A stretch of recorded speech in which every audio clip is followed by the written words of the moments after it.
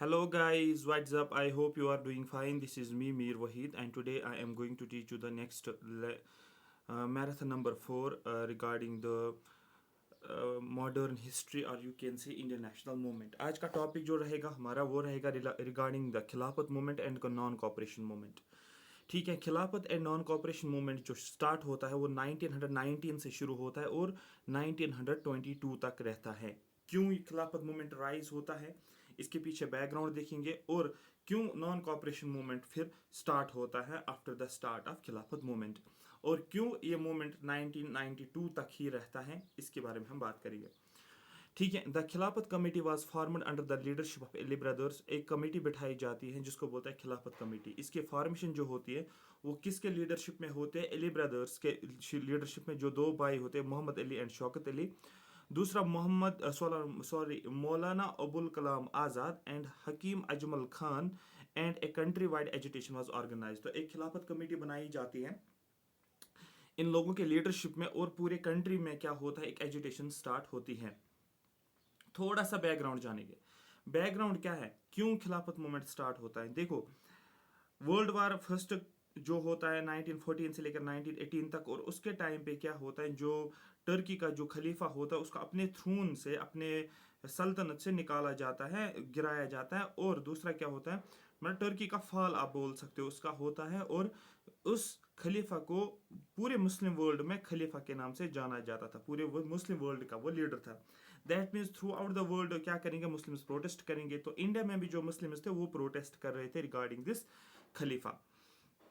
लेकिन ये किन के अगेंस्ट था? ये ब्रिटिशर्स के अगेंस्ट ये चल रहा था, क्या बोलते उसको, जो खिलाफत मूवमेंट चल रहा था। लेकिन एट द सेम टाइम पे आपने देखा था कि रोलेट एक्ट आ गया था, एंटी रोलेट सत्याग्रह चला, जलियांवाला बाग मास एक्ट हुआ। तो दैट मीन्स कांग्रेस जो थी एट दैट टाइम वो भी क्या कर रहे थे, वो भी क्या अगेंस्ट थे, किन के अगेंस्ट? ब्रिटिशर्स के अगेंस्ट। तो दैट मीन्स सेम टाइम पे वो भी चल रहा था, सेम टाइम पे खिलाफत इशू भी था। तो दैट मीन्स इसका फ़ायदा जो है गांधी जी ने लिया है और उसने सोचा कि अगर हमें ब्रिटिशर्स को हराना है, वी मस्ट बी टुगेदर। ठीक है, हमें यूनिटी दिखानी है। उसके बाद हम ब्रिटिशर्स के अगेंस्ट जो है रिवोल्ट स्टार्ट करेंगे और आगे हम अपना फ्रीडम को आगे लेकर जाएंगे। तो इसके लिए गांधी जी का एक इम्पॉर्टेंट रोल रहता है इसमें, खिलाफत मूवमेंट में। तो यहाँ पर क्या होता है, the all India Khilafat conference was held at Delhi in November 1919। तो खिलाफत कॉन्फ्रेंस बनाई जाती है, ठीक है, कहाँ पर? दिल्ली में बनाई जाती है, जिसमें ये डिसाइड किया जाता है, decided to withdraw all the cooperation. जहाँ पर ये डिसाइड किया जाता है जो भी कॉपरेशन है हमें गवर्नमेंट के साथ, गवर्नमेंट का मतलब ब्रिटिशर्स के साथ, हम जो उस हम कॉपरेट नहीं करेंगे उनके साथ तब तक जब तक हमारी डिमांड्स को फुल नहीं करेंगे। ये कौन बोल रहे हैं, ये क्या किस में बोला जाता है? खिलाफत कॉन्फ्रेंस में। और जो खिलाफत कमेटी के मेंबर जो थे उन्होंने यहाँ पर ये बोला अगर हमारी डिमांड्स को मीट नहीं किया। अब क्वेश्चन है सर कि इनकी डिमांड्स क्या थी? इनकी डिमांड्स थी यही कि जो खलीफा जो है उसको अपनी टेरिटरीज वापस दे दो, खलीफा को अपना पावर जो है वापस दे दो, ये इनकी डिमांड्स थी। The Khilafat committee launched a non cooperation movement. तो खिलाफत कमेटी ने शुरू किया, याद रखना ये इंपॉर्टेंट पॉइंट यहाँ पर बनता है, खिलाफत committee has started non cooperation movement. और ये शुरू कब होता है नॉन कॉपरेशन मूवमेंट? 31 अगस्त में 1920 में। देखो, ऑल इंडिया खिलाफत कमेटी दिल्ली में हो रही है नवंबर 1919 में, फिर काफ़ी टाइम बाद 8-9 महीने के बाद अगस्त 1900 अगस्त में 31 अगस्त में खिलाफत कमेटी नॉन कॉपरेशन मूवमेंट को लॉन्च कर रही है।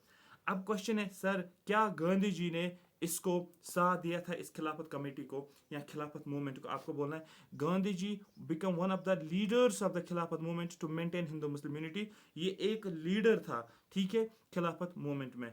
The Congress held a special session in September 1920 at Calcutta and annual session in December 1920 at Nagpur and passed a resolution to launch non-cooperation movement। क्योंकि अगर कोई भी मूवमेंट चलाना हो तो उसके लिए इनको एक रेजोल्यूशन पास करनी पड़ती है और रेजोल्यूशन तभी पास हो जाएगी जब वे सेशन करेंगे। तो एनुअल सेशन हो रहा है, अगर आपको याद होगा मैंने आपको बताया था 1885 में दिसंबर में 15 दिसंबर के आसपास क्या हुआ था, इंडियन नेशनल कांग्रेस बना था, इंटरनेशनल मूवमेंट शुरू हुआ था।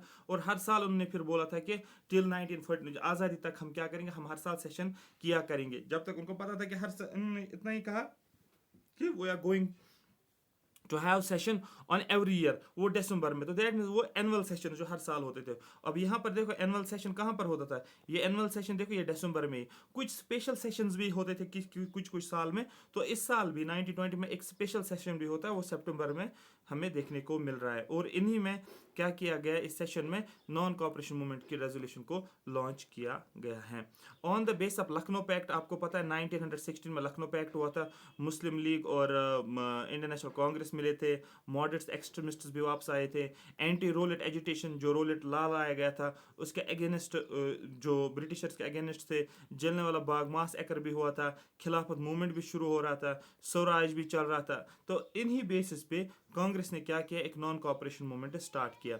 लेकिन इस मूवमेंट को चलाने के लिए फंड्स की ज़रूरत थी। एक फंड को डेवलप किया गया जिसको बोलते हैं हम तिलक स्वराज फंड को स्टार्ट किया गया था। क्यों स्टार्ट किया गया था? To finance non cooperation movement को फाइनेंस करने के लिए। आई होप ये पूरी कहानी आपको समझ आ रही है, क्योंकि हिस्ट्री हो, ज्योग्राफी हो, इकोनॉमी हो, एक कहानी के बेसिस पे होती है, एक फाउंडेशन के ऊपर होता है। अगर वो चीज़ समझ आ रही है आप इजीली क्वेश्चंस को हैंडल करोगे और आपको इंटरेस्ट भी आएगा और दूसरा आपको और भी चीज़ें सीखने को मिलेंगे फिर आगे। The main Mphasis of the movement was on boycott of schools. अब मेन फोकस क्या था, ठीक है, what was the main M या मेन फोकस मूवमेंट के दौरान पे क्या था, नॉन कॉपरेशन मूवमेंट पे कोऑपरेट नहीं करना ब्रिटिशर्स के साथ। तो दैट मीन्स किस में ये कोऑपरेट नहीं करेगा या किन चीज़ों में ये बाइकआउट करेंगे? आपको बोला स्कूल्स में बाइकआउट किया, कॉलेजेस में, लॉ कोर्ट्स में, इलेक्शंस टू प्रोविंशियल इलेक्शंस में बाइकआउट किया, सेंट्रल असेंबली में boycott, advocacy to use of charkha का यूज़ किया है इंडिया में, स्वदेशी एजुकेशन को लॉन्च किया गया है। टॉप लायर्स, दो इंपॉर्टेंट लायर्स थे CR Das and Motilal Nehru, इन्होंने अपनी लीगल प्रैक्टिस को छोड़ा हुआ था उस टाइम पे। तो ये मैंने ऑलरेडी यहाँ पर हाईलाइट किया है, इन दोनों का नाम आपको याद रखना है। कुछ स्वदेशी प्रोग्राम्स लॉन्च किए गए थे जैसे पॉजिटिव प्रोग्राम्स, जिसमें से उन्होंने स्वदेशी एजुकेशन की बात की। इस्टेब्लिशमेंट ऑफ जामिया मिलिया इस्लामिया दिल्ली में इन्होंने इस्टेब्लिश किया। बनारस में उन्होंने काशी विद्यापीठ एक कॉलेज इस्टेब्लिश किया है। हिंदू मुस्लिम यूनिटी यहाँ पर दिखाई गई। अनटचेबिलिटी जो यहाँ पर एक वबाल था उस टाइम पे, वो उसको रिमूव किया गया। जो इनको टैक्स देना पड़ता था ब्रिटिशर्स को, तो उसके अगेंस्ट कैंपेन चलाई गई है जिसको बोलते हैं नो टैक्स कैंपेन। इन सभी चीज़ों को जो है नॉन कॉपरेशन मूवमेंट में इम्प्लीमेंट किया गया था। Non cooperation movement progressed powerfully from January 1920। जनवरी 1920 से नॉन कॉपरेशन मूवमेंट जो है प्रोग्रेस होता गया एंड अर्ली फरवरी 1922 में। तो 1920 ऑलमोस्ट 2 साल तक, फरवरी तक ये 1922 तक चला and it was first well organised Indian movement. Question यही बनता है, पहला वेल ऑर्गेनाइज्ड इंडिया का मूवमेंट कौन था? आपको बोलना है non cooperation movement. First hunger strike कौन थे? आपको बोलना है अहमदाबाद मिल वर्कर सोसाइटी थी ना, CAK। हाँ, CAK पहले सत्याग्रह था चंपारण, और दूसरा फर्स्ट हंगर स्ट्राइक यहाँ पर थे। और फिर खेड़ा आपको पता है, फिर एंटी रोलेट सत्याग्रह जो था वो था पेन इंडिया स्ट्रगल। ठीक है, तो ये कुछ पॉइंट्स आपको ऐसे माइंड में रखना होता है। ठीक है, अगर आप इस PDF को अच्छे से समझोगे, क्लासेस को अच्छे से समझोगे, मैं आपको ये श्योरिटी दे रहा हूँ कि आप इजीली आप हिस्ट्री में मास्टर बन जाओगे। आप हिस्ट्री के क्वेश्चंस को सॉल्व करोगे, इजीली क्वेश्चंस को सॉल्व करोगे। आप पढ़ा भी फिर किसी को घर में पढ़ाना होगा, इजीली आप इस चीज़ को कर सकते हो।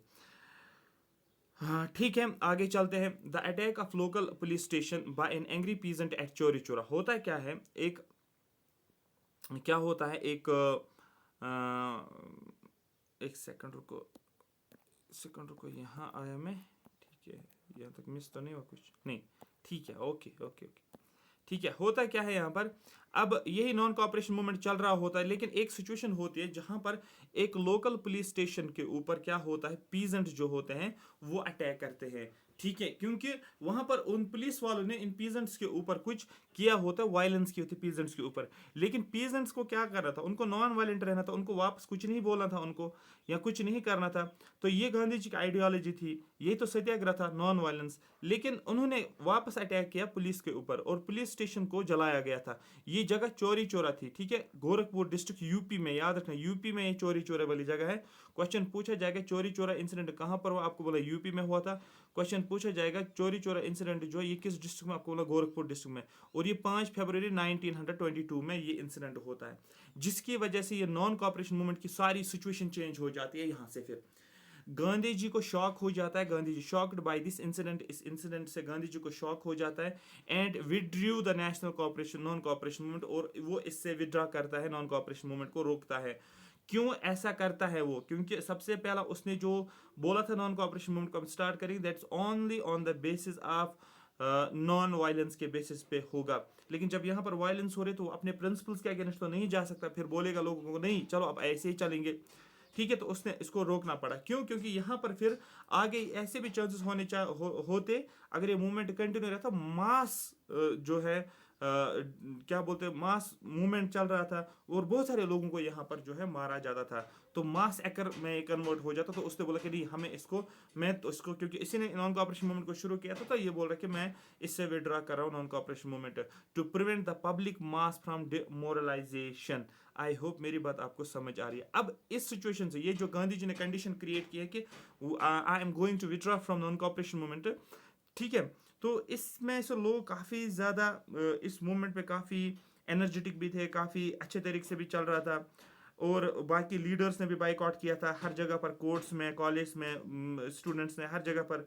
तो उनमें से कुछ कांग्रेस के लीडर्स को काफ़ी, आप गुस्सा भी बोल सकते हो, काफ़ी नाराज़ भी थे गांधी जी को कि अचानक से एक मूवमेंट जो चल रहा था इसने इसको रोक दिया, ठीक है। तो फिर आगे क्या होता मैं आपको बताता हूँ। उसमें से दो इंपॉर्टेंट लीडर जो थे, Motilal Nehru and C R Das, वो बोल रहे कि नहीं अभी लोग जो हैं वो एनर्जेटिक हैं, हमने तो मूवमेंट रोका लेकिन हमें इसी इसी एनर्जी को हम कन्वर्ट करेंगे, एक और पार्टी को हम क्रिएट करेंगे, फिर उसको आगे लेकर जाएंगे। तो होता यहाँ पर ये है, on the failure of this movement, इस मूवमेंट के फेलियर की वजह से, किस नॉन कोऑपरेशन मूवमेंट के फेलियर की वजह से, Subhash Chandra Bose said it as a national calamity. अब क्वेश्चन आपको क्या बनेगा, कब सुभाष चंद्र बोस ने नेशनल क्लैमिटी का यूज किया है? आपको बोलना है जब गांधी जी ने नॉन कोऑपरेशन मूवमेंट को रोका था, विड्रॉ किया था।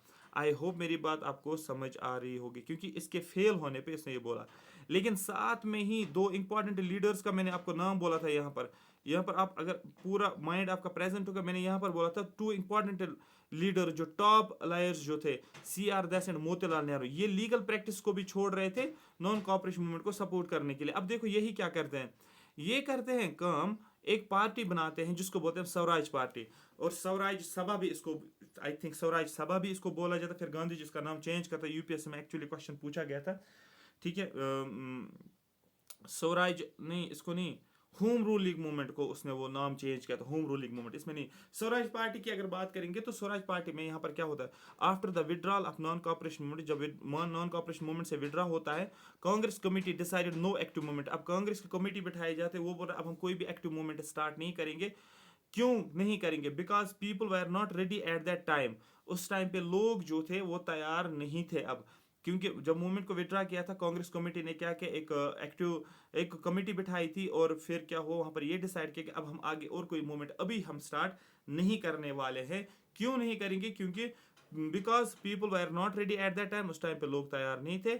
Only constructive work can be done, सिर्फ हम कॉन्स्ट्रक्टिव वर्क करेंगे। कॉन्स्ट्रक्टिव वर्क का मतलब है विलेज में जाएंगे, वहाँ के बच्चों को एजुकेशन के बारे में बताएंगे, वहाँ के लोगों को खादी के बारे में बताएंगे, वहाँ लोगों को एक हम बोलते हैं ना, लोगों के साथ बातचीत करेंगे। इस कॉन्स्ट्रक्टिव वर्क में बहुत सारी चीज़ें आ रही है, ठीक है। But the Congress committee was of different view and two groups are formed. लेकिन कांग्रेस कमेटी, ये तो गांधी जी का कहना था, लेकिन कांग्रेस कमेटी ने क्या बोला, जो कमेटी में बहुत सारे मेंबर्स होते हैं, वहां पर व्यूज का डिफरेंस देखने को मिल रहा है, डिफरेंट व्यूज आने लगे जो उस कमेटी के मेंबर्स थे। अब ये कमेटी जो बनी थी, ये दो ग्रुप्स में अब बढ़ गई। जो कमेटी बनाई गई थी, ये कमेटी के व्यूज अलग अलग होने लगे। अब देखो, एक व्यू आ गया प्रो चेंजर्स का, ठीक है, जो चेंज चाहते थे, वो बोल रहे थे हम कॉन्स्ट्रक्टिव वर्क नहीं करेंगे, क्योंकि कांग्रेस कमेटी ने डिसाइड किया था कॉन्स्ट्रक्टिव वर्क करेंगे। लेकिन जो मेंबर्स थे उसमें से, उन्होंने बोला कि नहीं, हम, उसमें से एक ग्रुप आया जिनको प्रो चेंजर्स, उन्होंने बोला कि हम कॉन्स्ट्रक्टिव वर्क नहीं करना चाहते।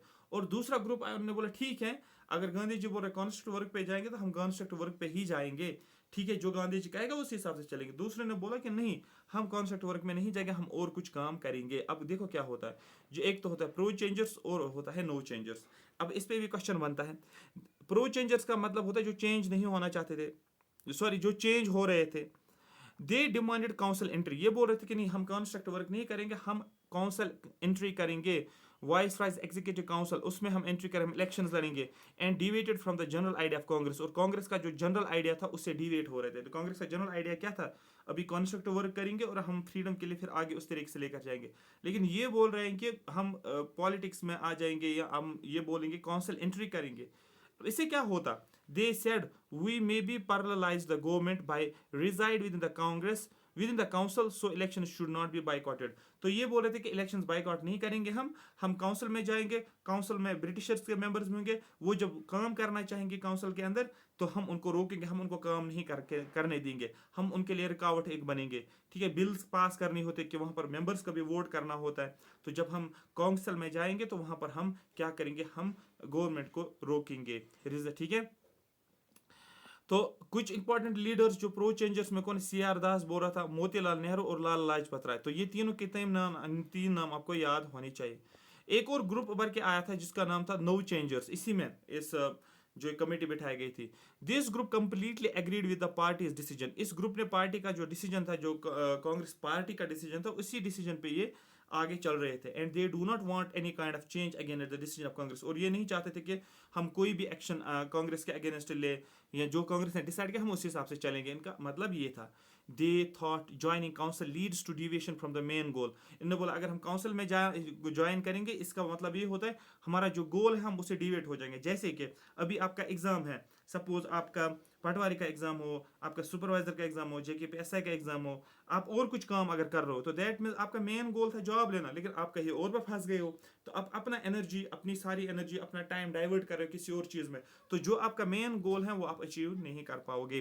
तो यहाँ पर ये मैसेज हमें मिल रही है, that means at one time आपको एक चीज पे फोकस करना है, you have to give your best, आपको बेस्ट से बेस्ट देना है, 100% एनर्जी देनी है, उसमें टाइम भी देना है, and finally you will get through.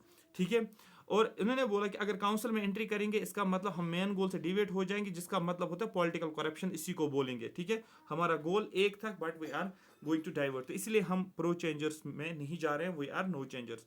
कुछ इंपॉर्टेंट लीडर जैसे वल्लभ भाई पटेल है, सी राजा गोपाल आचार्य, राजेंद्र प्रसाद, बहुत ज्यादा इंपॉर्टेंट है। अब इसको कैसे पहचानोगे, देखो यहाँ पर भी राजा, यहाँ पर भी राजा, ठीक है, राजा गोपाल, यहाँ पर भी राजेंद्र प्रसाद, हो गया ये, और पटेल। ठीक है, तो ये आप इजीली याद रख सकते हो, पी आर आप याद रख सकते हो। ठीक है, तो इस तरीके से आप ये याद रख सकते हो। ठीक है, हाँ, उसके बाद हम दिसंबर में आते हैं। अब होता क्या है यहाँ पर दिसंबर 1922 में, क्योंकि आपको पता है अब आपको पता है कि स्वराज पार्टी जो है बनाई जाती है। अब दिसंबर में क्या होता है, 1922 में एक सेशन होता है जिसको बोलते हैं गाया सेशन, सबसे हिस्ट्री का इंपॉर्टेंट सेशन माना जाता है। इसमें से क्वेश्चन हमेशा बनता है, गाया सेशन कब होता है, 1922 में कांग्रेस का सेशन होता है under the presidentship of C R Das. यहाँ पर सी आर दास की प्रेसिडेंटशिप होती है।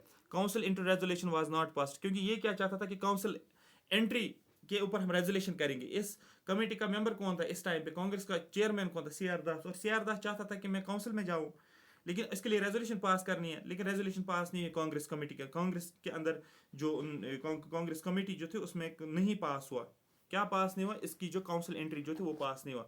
मुझे बोला क्या सी आर दास खुश होगा इस बात से, नहीं सर, सी आर दास कहाँ खुश होगा, अगर वो कांग्रेस का प्रेसिडेंट था, लेकिन जब कांग्रेस रेजोल्यूशन काउंसिल एंट्री पर रेजोल्यूशन पास करनी पड़ती है ना, फिर देखते ना हाँ कितने लोग चाहते हैं, कितने लोग, जो मेजॉरिटी होगा उसी हिसाब से फिर करेंगे। तो दैट मीन्स ये रेजोल्यूशन पास नहीं होते काउंसिल एंट्री की, इससे सी आर दास नाराज हो जाता है। नाराज इन द सेंस ये होता है कि ये जो है रिजाइन करता है किस पोस्ट से, आपको बोलना है कांग्रेस की प्रेसिडेंटशिप के इस टाइम पे। As a result C R Das left the post of Congress, जो कांग्रेस प्रेसिडेंट का पोस्ट दिया था इसको इस साल के लिए, इसको छोड़ देता है, एंड अनाउंसड अनदर पार्टी, और ये दूसरी एक पार्टी बनाता है जिसका नाम होता है स्वराज पार्टी, या कांग्रेस स्वराज पार्टी भी आप बोल सकते हो, या अलग से स्वराज पार्टी भी आप बोल सकते हो। ये पार्टी बनी अलग से लेकिन विद इन कांग्रेस ही रहेगी ये, इन विच, जिसमें सी आर दास प्रेसिडेंट रहेगा और मोतीलाल नेहरू सेक्रेटरी रहता है। क्वेश्चन बनता है कौन सा पर्सन जो है जो सेक्रेटरी था स्वराज पार्टी का, आपको बोलना है मोतीलाल नेहरू। 1923 की बात करेंगे, इलेक्शंस हो जाते हैं, सेंट्रल लेजिस्लेटिव असेंबली इलेक्शंस हो जाते हैं। स्वराज पार्टी को 42 सीट्स मिलते हैं आउट ऑफ 105, मतलब कंप्लीट एब्सोल्यूट मेजॉरिटी इनको मिल रही है प्रोविंसेस के अंदर, जहां पर ये सेंट्रल लेजिस्लेटिव असेंबली इलेक्शंस होते हैं, प्रोविंसेस में मेजॉरिटी मिलती है। इससे गांधी जी भी खुश होता है कि नहीं, परफॉर्मेंस अच्छी दिखाई है इन्होंने। पहले तो गांधी जी बिल्कुल तैयार ही नहीं था इनको इलेक्शंस लड़ने के लिए, बट स्टिल अब लड़ ही रहे हैं, बट परफॉर्मेंस अच्छी दिखाई तो ठीक है, मतलब अच्छा कर रहे हैं। In 1924 Motilal Nehru was elected as a leader of opposition. फिर क्या होता है, इसको लीडर ऑफ अपोजिशन बनाया जाता है मोतीलाल नेहरू को, क्योंकि इलेक्शन जीतते हैं, अभी लीडर ऑफ अपोजिशन के तौर पे काम करता है। और लीडर ऑफ अपोजिशन बनने के बाद क्या होता है, and he demanded round table conference for framing the constitution. और ये क्या करता है, ये डिमांड करता है ब्रिटिशर से कि हमें एक राउंड टेबल कॉन्फ्रेंस करनी चाहिए जिसमें हम डिस्कस करेंगे, फ्रेम करेंगे इंडियन कॉन्स्टिट्यूशन को। ठीक है, क्लियर हो गया। इन 1925 में क्या होता है, due to death of C R Das की डेथ होती है। अब जो इसका प्रेसिडेंट जिसने ये पार्टी बनाई थी, जब उस मालिक की ही डेथ हो जाएगी या उस प्रेसिडेंट की डेथ हो जाएगी, मुझे जरा बोलो क्या वो पार्टी रहेगी पावर में या पार्टी स्ट्रांग होगी? नहीं सर, पार्टी का डिक्लाइन होगा। तो स्वराज पार्टी का डिक्लाइन होता है। क्वेश्चन ऐसे भी बनता है, what are the important reasons for the decline of the Swaraj party? तो ये एक वन ऑफ द रीजंस आपको बोलना है। 1925 में क्या होता है, विठल भाई Patel first elected Indian speaker. ये डायरेक्ट क्वेश्चन बनता है, इंडियन स्पीकर सबसे पहले किसको बनाया गया था? आपको बोलना था 1924 में जो इलेक्शन हुआ था उसमें, फिर 1925 में पहला इलेक्टेड इंडियन स्पीकर जो था वो विठल भाई पटेल था। यहां तक क्लियर हो गया, लेकिन यहां पर ये बात खत्म नहीं होती, हम आगे जाएंगे, हम लेकर आएंगे साइमन कमीशन और इसका बायकॉट हो गया था। साइमन कमीशन क्या था, देखो 1919 में एक एक्ट पास होता है, government of India act, government of India act 1919, जिसको मॉन्टेगो चेम्सफोर्ड रिफॉर्म्स बोलते हैं। इसमें यह बताया गया था कि हम हर 10 साल में क्या करेंगे, क्या करेंगे, कमीशन बैठाया जाएंगे जिसमें हम इंडियन कॉन्स्टिट्यूशन के बारे में हम बात किया करेंगे। तो दैट में नेक्स्ट कब आना था, नेक्स्ट जो होने वाला था कमीशन, वो होने वाला था, नेक्स्ट एक्ट जो पास करेंगे वो 1929 में आना चाहिए था, लेकिन उन्होंने उससे पहले ही लेकर आ गए। तो दैट में 2 साल पहले ही प्रीपोन किया इन्होंने इसको। ठीक है, तो दैट में जिसके लिए इंडियंस तैयार नहीं थे, क्योंकि उनको अभी पता था 1-2 साल है, तो अभी उनको क्या क्या डिमांड्स पूछनी थी ब्रिटिशर से, क्या क्या डिमांड्स मनवानी थी, लेकिन उनको वो मौका भी नहीं मिला। और यहाँ से साइमन कमीशन 1927 में आता है। The British government appointed an all India committee. British government एक कमेटी बिठाई जाती है जिसमें all white committee, all India नहीं, all white committee. All white का मतलब सारे वाइट है इसमें, मतलब सारे इंग्लिश मैन है, इसमें कोई इंडियन नहीं है। और इसको नाम दिया गया है इंडियन स्टैट्यूटरी कमेटी। एक इंडियन स्टैट्यूटरी कमीशन था। इसका हेड जो था, उसका चेयरमैन जो था वो साइमन था, इसलिए इसको साइमन कमीशन के नाम से जाना जाता था, after the name of its chairman sir John Simon. The commission was appointed to review the performance. ठीक है, इस कमेटी को क्यों अपॉइंट किया गया, why Simon commission was appointed? इस कमीशन को इसलिए अपॉइंट किया गया था, जो भी रिफॉर्म्स लाए गए थे 1919 में, उसकी परफॉर्मेंस देखना। फॉर एग्जाम्पल कोई भी कानून अगर लाया जाता है, फिर कुछ सालों के बाद उसको रिव्यू भी किया जाता है, क्या ये ठीक था या नहीं था, नुकसान तो नहीं हो गया लोगों को। इसी तरीके से जो भी रिफॉर्म्स लाए थे 10 साल से पहले 1919 में, जो मॉन्टेगो चेम्सफोर्ड रिफॉर्म्स थे, उसकी परफॉर्मेंस को रिव्यू करना था और फिर आगे और रिफॉर्म्स उनको लाने थे फिर 1929 में, लेकिन ये तो हुआ 1927 में ही। लेकिन उसके बाद क्या होता है, कांग्रेस को तो सेशन करना पड़ेगा। कांग्रेस क्या करता है, एक सेशन होता है जिसको बोलता है मद्रास सेशन, ये 1927 में होता है, जिस साल साइमन कमीशन आता। और इस मद्रास सेशन का प्रेसिडेंट जो होता है दैट इज डॉक्टर अंसारी इसका प्रेसिडेंट था। The National Congress decided to boycott the commission. अब यहाँ पर ये चाहते हैं कि हमें साइमन कमीशन जो बिठाया गया है, क्या हमें इसको एक्सेप्ट करना चाहिए नहीं, ये इसमें डिसाइड करते हैं इस सेशन में कि नहीं, हम बाइकआउट करेंगे कमीशन का। हर स्टेज पे, हर फॉरम पे हम कमीशन के साथ नहीं रहेंगे, हम कमीशन को रिजेक्ट कर रहे हैं। ठीक है, द मुस्लिम लीग, एक मुस्लिम लीग होती है, Hindu Mahasabha, and all political groups, जितने भी पॉलिटिकल ग्रुप्स हैं ये बायकॉट कर रहे हैं साइमन कमीशन का। क्वेश्चन बनता है, ऐसी कौन सी पार्टी हैं जो कि साइमन कमीशन को बायकॉट नहीं करती है? एक होता है जस्टिस पार्टी इन मद्रास और पंजाब यूनियनिस्ट्स। ये बहुत ज्यादा इंपॉर्टेंट क्वेश्चन है, ये डायरेक्ट स्टेटमेंट में पूछा जाता है कि साइमन कमीशन को कांग्रेस तो बायकॉट कर रहा है, लेकिन और कौन कौन सी डिफरेंट पार्टीज थी ना इंडिया के अंदर, और कौन कौन सी पार्टी जिन्होंने बायकॉट किया? आपको मुस्लिम लीग ने भी बायकॉट किया, हिंदू महासभा ने भी बायकॉट किया, और बाकी जितने भी पॉलिटिकल पार्टीज थे उन्होंने सब ने बायकॉट किया इस कमीशन को, एक्सेप्ट 2 पार्टीज। एक है जेपी पार्टी जिसको बोला जाता है जस्टिस पार्टी इन मद्रास, और पंजाब यूनियनिस्ट्स ने इसको बायकॉट नहीं किया। This was the direct question which was asked in the examination. उसके बाद reasons of boycott of Simon commission. अब क्वेश्चन है, सर इन सभी पार्टीज ने साइमन कमीशन को बायकॉट क्यों किया? अब देखो क्यों। All members of the commission wire Englishman. Commission बैठाया गया था, सारे लोग ब्रिटिशर्स थे, कोई इंडियन था ही नहीं, कोई इंडियन लीडर था ही नहीं, किसी भी पार्टी से कोई लीडर था ही नहीं, कोई मतलब ही नहीं रहता था इस कमीशन में ज्वाइन करना। सबसे पहला, constitutional reforms wire due on 1929। Reforms लाने थे 1929 में, 10 साल बाद, लेकिन इन्होंने लाया 1927 में, but the Britain conservative secretary of the state, उस टाइम जो था सेक्रेटरी ऑफ द स्टेट जो था वो था लॉर्ड ब्रैकनहेड। ये क्वेश्चन पूछा गया है ऑलरेडी। उस टाइम पे साइमन कमीशन के टाइम पे सेक्रेटरी कौन था, आपको बोलना है सर। उस टाइम पे जो सेक्रेटरी था उसका नाम था लॉर्ड ब्रैकनहेड, और ये क्रिटिसाइज कर रहा था इंडियंस को। ठीक है, तो इस Lord Birkenhead appointed the Simon Commission, और इसने साइमन कमीशन को अपॉइंट किया। याद रखना क्वेश्चन पूछे जाएगा अपॉइंट किसने किया यहाँ पर साइमन, आपको बोलना है सेक्रेटरी ऑफ स्टेट जो था जिसका नाम था लॉर्ड ब्रैकन, इसी ने किया था। क्योंकि अगर आपको याद होगा 1858 के बाद, 18 रिवोल्ट ऑफ 1857 के बाद क्वींस प्रोक्लेमेशन एक्ट लाया जाता है, जहां पर क्या किया जाता है, सेक्रेटरी ऑफ स्टेट का पोस्ट जो है उसको जो है क्रिएट किया जाता है, और सेक्रेटरी ऑफ स्टेट इस कमीशन को बिठाया जाता है। बिफोर द ड्यू डेट से पहले Indians were not presented for that, Indians were not prepared for that. Indians जो थे इस दिन के लिए तैयार नहीं थे, इस साल के लिए तैयार नहीं थे, क्योंकि अभी उनको पता था 2 साल है। देखो जैसे कि मैं आपको बोलता हूँ, आपको 4 मंथ्स हैं एग्जाम के लिए। ठीक है, 4 मंथ, आपको पता है 4 महीने में, 4 महीने के बाद एग्जाम होगा। तो मैं month first, second, third, fourth, इस मंथ में आपका एग्जाम है। तो दैट मीन्स आप आराम से अपनी तैयारी शुरू की, 1 महीने के हिसाब से प्लान बना रहे, अच्छे से हो गए। दूसरे महीने के लिए प्लान बना, अच्छे से हो गए। अब आप तीसरे महीने के लिए प्लान बना रहे हो और आपका एग्जाम आ गया तीसरे महीने में। आपको देना कब था, चौथे महीने में, आपका तीसरे महीने में ही आ गया। तो मतलब आप क्या, आप खुश हो जाओगे? बिल्कुल खुश नहीं हो जाओगे। आप मानोगे एग्जामिनर को कि हम एग्जाम देंगे? नहीं मानोगे, बोलोगे आपने तो डेट दिया था 4 को, आप पहले ही क्यों लेकर आ रहे हो? हमने तो अभी तैयारी नहीं की। वही इंडियन नेशनल कांग्रेस ने भी तैयारी नहीं की थी। क्या क्या क्या रिफॉर्म्स हमें और करवाने, क्या क्या डिमांड्स हमें करनी है। और ब्रैकनहेड की ये एक प्रॉब्लम थी कि Birkenhead had constantly talked about the inability of Indians to formulate a concrete scheme of constitutional reforms। और ये बोल रहे थे इंडियंस को वो एबल नहीं है, उनकी इनएबिलिटी है कि वो पार खुद एक कॉन्स्टिट्यूशनल कंक्रीट नहीं कर सकते। ठीक है, तो एक क्रिटिसाइज कर रहा था, आपसे नहीं हो पाएगा, ऐसे आप कॉन्सेप्ट समझो। Bracon had constantly talked of the inability of Indians, जिसकी वजह से एक इंडियंस के सेल्फ रेस्पेक्ट के ऊपर बात आ गई थी।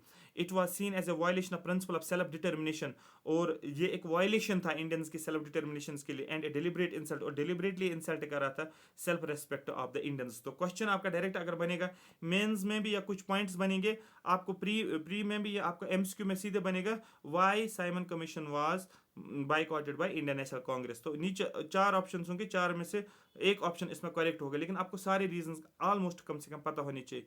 तो थोड़ा सा आइडिया होगा तब भी आप इसको वहां पर ऑप्शंस कर सकते हो। 1928 में होता क्या, साइमन कमीशन रिपोर्ट आता है। साइमन कमीशन बिठाया जाता है 27 में, एक साल, क्योंकि रिपोर्ट बनाने में तो टाइम लगेगा, तो साइमन कमीशन रिपोर्ट बनाता है। इंडियंस पार्टिसिपेट करें या ना करें उनको कोई मतलब नहीं था उनके साथ, उन्होंने अपना रिपोर्ट तैयार कर दिया। अब रिपोर्ट तैयार करने से क्या होगा, अब हम इस रिपोर्ट का पढ़ेंगे, रिपोर्ट में क्या बताया गया था।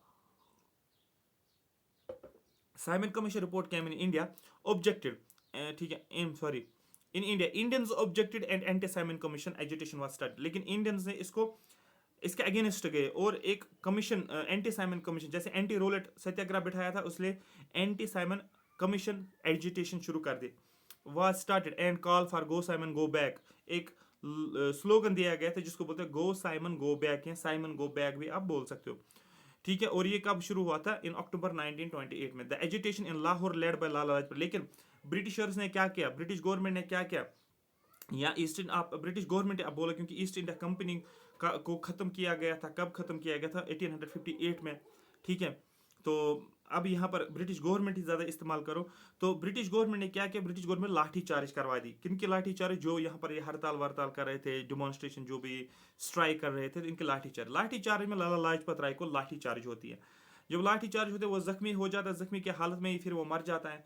और जब वो मर जाता है, इन विच सॉन्डर्स अनाउंस लाठी चार्ज, जहाँ पर सॉन्डर्स अनाउंसमेंट कर रहा था कि लाठी चार्ज करो लोगों को, और लाला लाजपत राय को इससे डेथ हो जाती है। अब यहाँ पर क्वेश्चन है, आप रिलेट करो टॉपिक को। जब मैंने बोला था आपको तिलक की मैंने बात की थी, ठीक है, तिलक की मैंने बात की, तिलक को भी तिलक भी मर जाता है। और उसके बाद क्या होता है कि जो भगत सिंह जो था, ठीक है, और उसके जो उधम सिंह के उधम सिंह के बारे में मैंने बात की थी, भगत सिंह का जो अंकल था, ठीक है, वो फिर उसका बदला ले रहा था। किसका बदला ले रहा था, जनरल डायर का। जलियांवाला बाग मासकर याद करो। ठीक है, जनरल ओ डायर ने परमिशन दिया था किसको, जनरल डायर को, कि आप ये करो, फायरिंग करो। ठीक है, वो वहां पर वो करता है जलियांवाला बाग मासकर में। फिर भगत सिंह का अंकल होता उधम सिंह, वो कहाँ जाता है, वो जाता है फिर इंग्लैंड और फिर उस जनरल ओडायर को मार देता वहां पर, ठीक है। क्लियर हो गया, उसका बदला लेना, किसका, जलियांवाला बाग मासकर का बदला लेना। लेकिन यहाँ पर देखो, यहाँ पर अब लाला लाजपत राय को लाठी चार्ज होती है एंटी साइमन कमीशन के दौरान, और ये लाठी चार्ज करवाता कौन है, इन विच सॉन्डर्स अनाउंस करता है लाठी चार्ज यहाँ पर। एंड लाला लाजपत राय जख्मी हो जाता है, लेटर ऑन उसकी डेथ हो जाती है इंटरनल इंजरीज की वजह से। लेकिन जब इसकी डेथ होती है, Bhagat Singh and his comrades, Bhagat Singh और इसके बाकी साथी जो होते थे, ये सॉन्डर्स को मारते हैं, इसका बदला लेते, तिलक का बदला लेते। तो यहाँ पर सिर्फ कांग्रेस लीडर्स का ही पार्टिसिपेशन नहीं रहा इंडिया फ्रीडम स्ट्रगल में, बट यहाँ पर रेवोल्यूशनरीज का भी हमें देखने को मिलता है। जैसे कि भगत सिंह की बात करेंगे, कॉमरेड्स की बात करेंगे, सूर्या सेन की बात करेंगे, प्रफुल्ल चक्की की बात करेंगे, बहुत सारे लोगों के जो रेवोल्यूशनरी मूवमेंट्स जब हम पढ़ते हैं तो वहाँ पर काकोरी काकोरी ट्रेन रॉबरी के बारे में पढ़ते हैं, ठीक है। तो बहुत सारी चीज़ों को वो हम लास्ट पे देखेंगे, बट अभी हम इसको आगे करेंगे। तो भगत सिंह ने बदला ले लिया, सॉन्डर्स को मार दिया। After a strong protest against Simon commission के अगेंस्ट जब स्ट्रॉन्ग प्रोटेस्ट हो रहा है, government of England said that all the party should prepare their own common report. तो गवर्नमेंट ऑफ ब्रिटिश ने क्या कहा, इंग्लैंड की गवर्नमेंट ने बोला अब ठीक है, अगर आप साइमन कमीशन रिपोर्ट का एक्सेप्ट नहीं करो तो ठीक है, सभी पार्टीज मिल जाओ और एक रिपोर्ट, कॉमन रिपोर्ट तैयार करो जिसमें सारी पार्टीज की बात होगी, उस रिपोर्ट और तैयार करके दो और हमें दे दो। एज ए रिजल्ट इसके बरकस फिर क्या हुआ, एक रिपोर्ट तैयार किया गया जिसका नाम था नेहरू रिपोर्ट। और इस नेहरू रिपोर्ट को हम देखेंगे, और इस नेहरू रिपोर्ट में हम देखेंगे क्या क्या बातें इसने की हैं, और फिर देखेंगे मुस्लिम लीग ने कौन सी अमेंडमेंट करवाई इस रिपोर्ट की, और बाकी पार्टीज ने क्या क्या अमेंडमेंट करवाई वो हम देखेंगे। और फिर इस रिपोर्ट को आगे करके हम सीधे अरविंद और इसमें जाएंगे। नेक्स्ट जो हमारा रहेगा वो रहेगा 1930 से लेकर, इसी नेहरू रिपोर्ट से लेकर ऑलमोस्ट 1928 1930 के आसपास 1940 तक, फिर 1940 से 47 और 2 क्लासेस इसमें आ जाएगी, आपका फिनिश होगा। फिर एक्स्ट्रा एक और होगा जिसमें सारे मिक्स वाले टॉपिक्स होंगे, इंपॉर्टेंट सेशंस होंगे, इंपॉर्टेंट ये इंसिडेंट्स होंगे, उनको एक जगह पर वो क्रोनोलॉजी होगी जिससे आपके क्वेश्चंस बनेंगे। Thank you so much for watching me. Session अगर क्लियर हो गया तो कमेंट सेक्शन में अपना कमेंट मेंशन करो। Thank you so much for watching me.